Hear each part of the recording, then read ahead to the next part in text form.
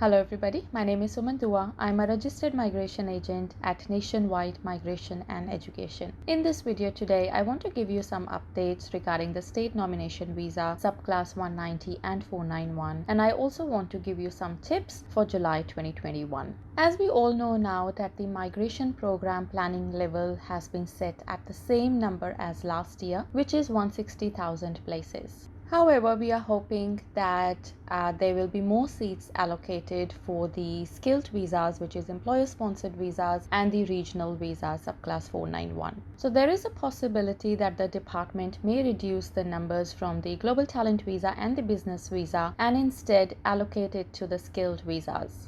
We may see that most states will come up with their own occupation list in the new financial year, as this year the focus was only on the critical workers and the other occupations have not been invited in most states. Queensland has advised that they will come up with a new occupation list in July, and so has Victoria also announced that they will be opening again in July, and we are hoping that they will open with a new occupation list. South Australia has already come up with a very generous occupation list, and we are hoping that this will stay in the new financial year. So similarly, other states like New South Wales and Victoria will have their own occupation list, and they will have occupations which are other than the occupations which fall under the critical sectors. As all the states have already been allocated the number of places they will be given in the new financial year, so it's very likely that all states will be ready to take applications as early as July 2021. We will also see a lot of invites under the hospitality sector, as the hospitality sector is now under the critical sector, and we are hoping to see a lot of invites for chef, cook, baker, hotel manager and restaurant manager.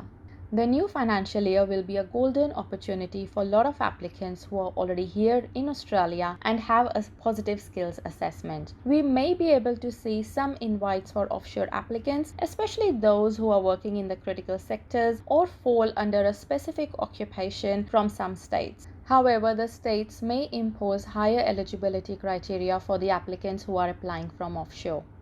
We might be able to see that some states will be a little bit more accepting for applicants who are Section 48 barred, as now we do have a travel bubble with New Zealand. As the new financial year is almost here, so it might be a good idea that you start organizing your application if you're planning to apply for 190 or 491 visa. So here are a few things that you can do to make sure that you do get invited for a 190 or 491 in the new financial year. The first thing that you can do is organize your skills assessment. So skills assessment can take anything up to 3 months to be organized. So it's a good idea that if you want to start preparing your skills assessment. Another thing you can do is organize your English test. So if you do get 8 each in English, then that will give you 20 points. So if you already don't have a higher English score, you may want to work on it. But if you have 6 each in English, that qualifies you to lodge your expression of interest. The third thing that you can do is that you may want to focus on regional areas. So if you're living and working in a regional area, you are not only eligible to apply for 189 or 190, but you're also eligible to apply for 491 visa. So you are eligible to apply for all 3 visas if you are living and working in the regional area, provided your occupation is on your state's occupation list and you meet all the eligibility criteria.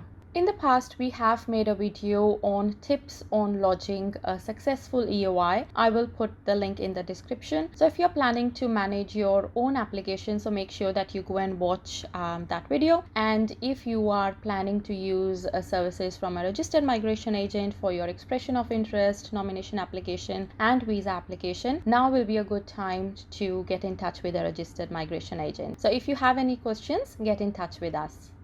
Stay updated about Australia's immigration. Make sure that you subscribe to our channel.